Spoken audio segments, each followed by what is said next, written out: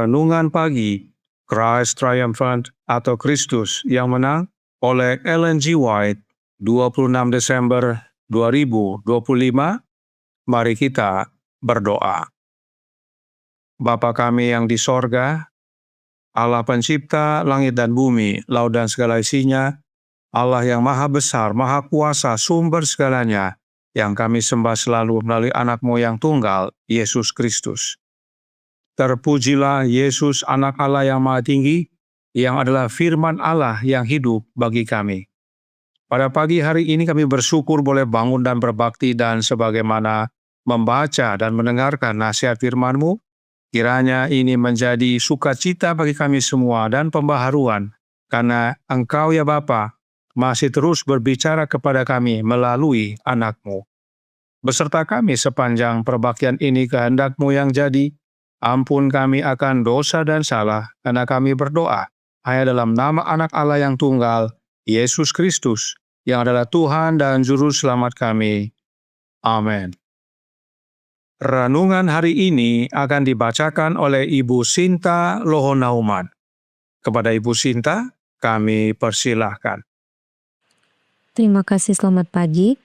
Bacaan renungan kita pada pagi ini, Jumat 26 Desember 2025 berjudul Semua Wahyu dalam Kitab Suci berasal dari Yesus Kristus. Ayat inti terdapat dalam 2 Petrus 1 ayat 20 dan 21. Nubuat-nubuat dalam Kitab Suci tidak boleh ditafsirkan menurut kehendak sendiri. Sebab tidak pernah nubuat dihasilkan oleh kehendak manusia, tetapi oleh dorongan Roh Kudus orang-orang berbicara atas nama Allah. Seluruh Alkitab adalah wahyu, karena semua wahyu kepada manusia datang melalui Kristus, dan semuanya berpusat di dalam Dia. Allah telah berbicara kepada kita melalui Anak-Nya, di mana kita adalah milik-Nya melalui penciptaan dan penebusan. Kristus datang kepada Yohanes yang diasingkan di Pulau Patmos untuk memberinya kebenaran bagi akhir zaman ini, untuk menunjukkan kepadanya apa yang harus segera terjadi. Yesus Kristus adalah pemegang amanah agung wahyu ilahi. Melalui Dialah, kita memiliki pengetahuan tentang apa yang harus kita cari dalam adegan-adegan penutup sejarah bumi ini. Yohanes, murid yang dikasihi, adalah orang yang dipilih untuk menerima wahyu ini.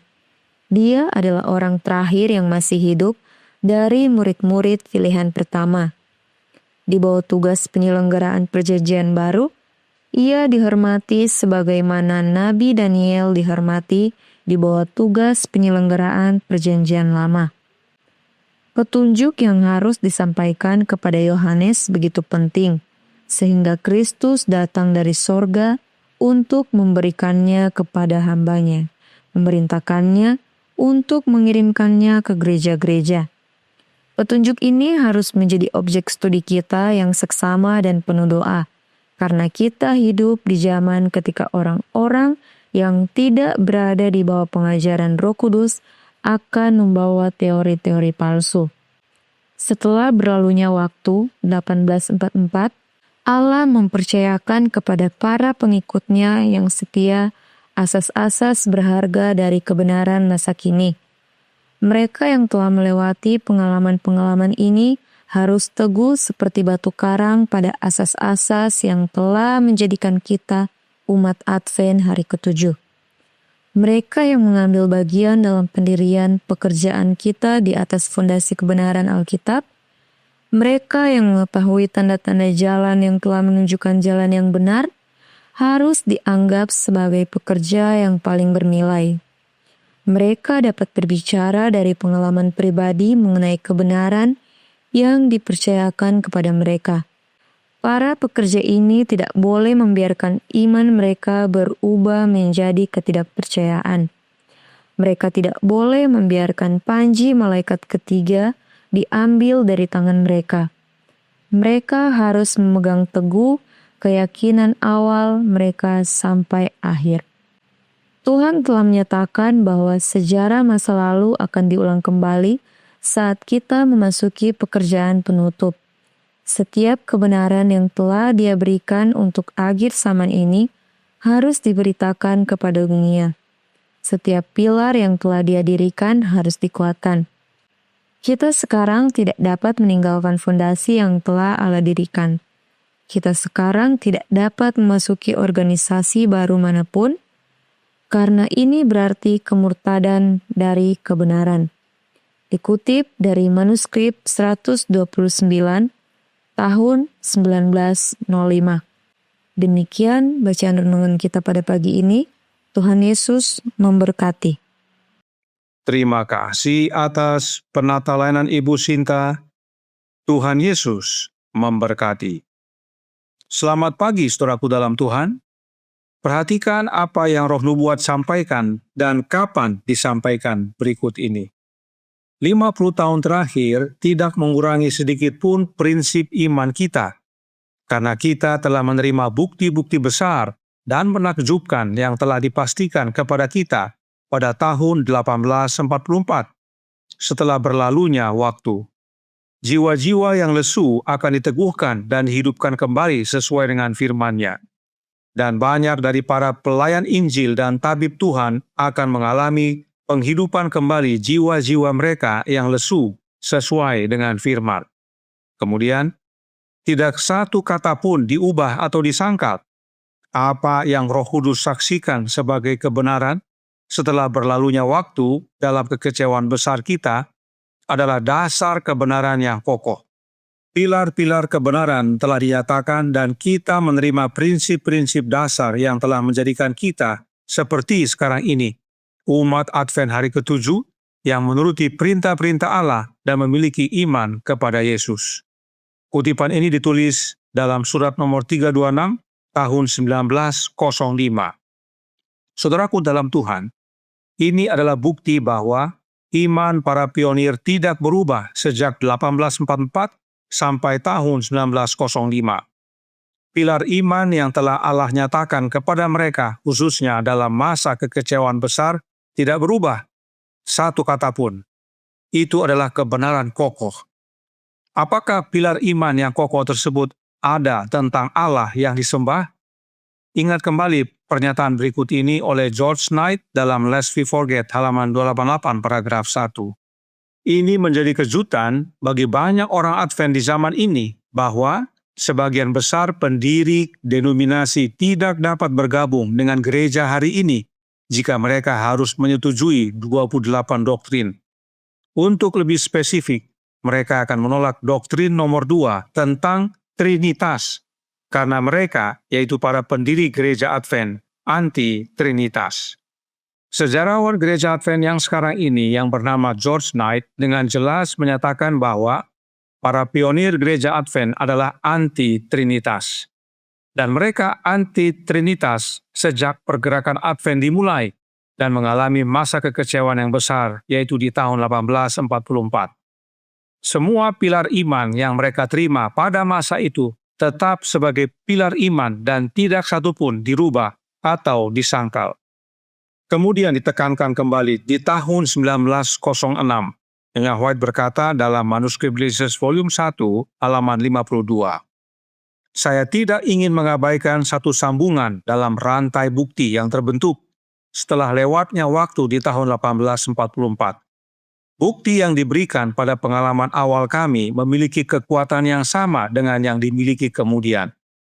Kebenarannya sama seperti dulu, dan tidak sebuah pin pun atau pilar yang dapat dipindahkan dari struktur kebenaran. Apa yang dicari dari firman pada tahun 1844, 1845, dan 1846 tetap sebagai kebenaran dalam setiap bagian.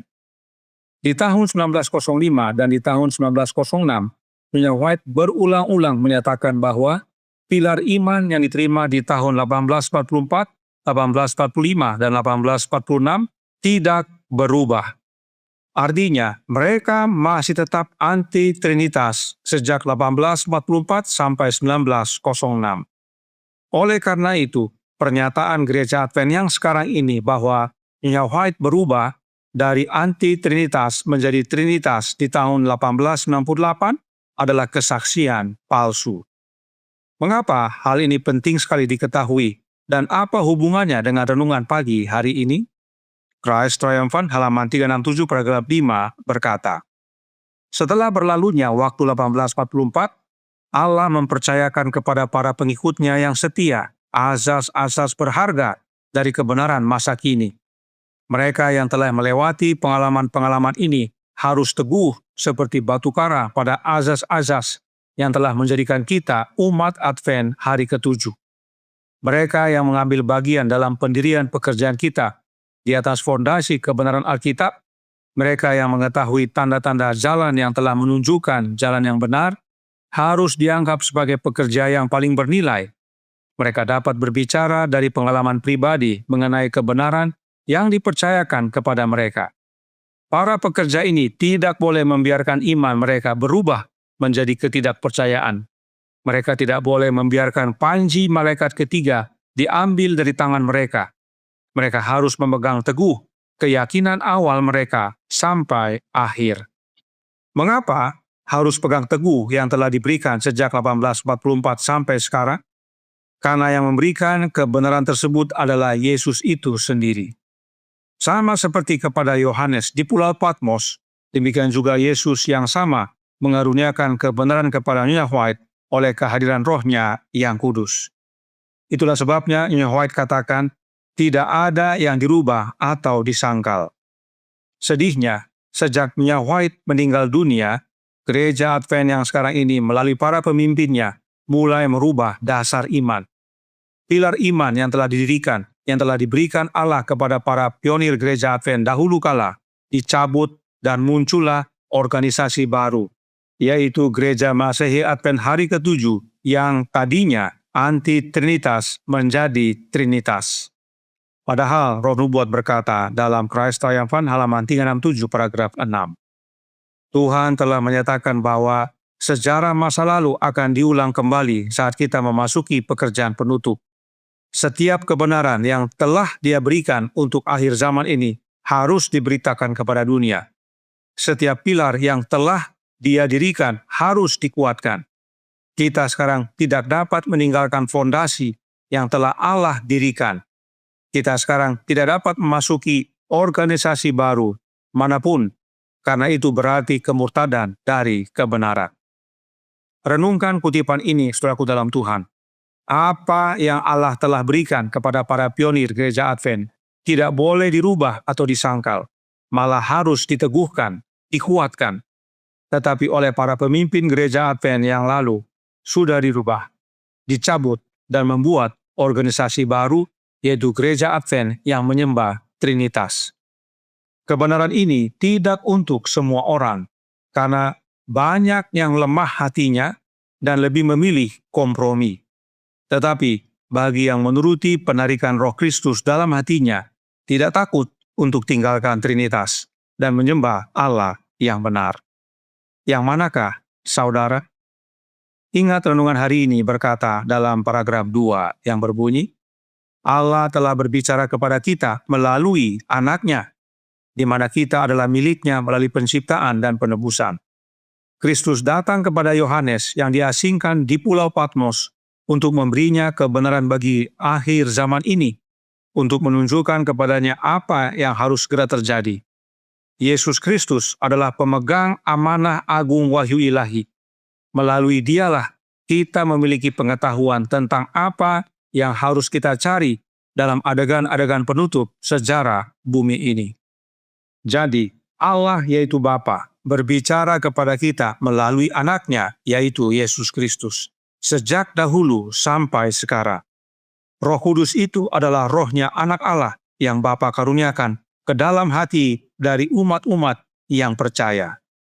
Oleh sebab itu, saudaraku dalam Tuhan, kami bukan kembali kepada iman para pionir, tetapi kami kembali kepada wahyu yang Yesus berikan kepada para pionir. Waktu semakin singkat, tentukan pilihan saudara. Tuhan memberkati, saya bawa dalam nama Yesus. Amin. Mari kita berdoa. Bapa kami yang di sorga, Allah pencipta langit dan bumi, laut dan segala isinya, Allah yang maha besar, maha kuasa, sumber segalanya, yang kami sembah selalu melalui anak-Mu yang tunggal, Yesus Kristus. Terima kasih atas nasihat yang indah pada pagi hari ini, bahwa tidak ada perubahan sejak 1844 sampai Nyonya White meninggal dunia. Tetap mereka adalah umat-umat yang menyembah Allah yang benar. Mereka adalah anti-Trinitas.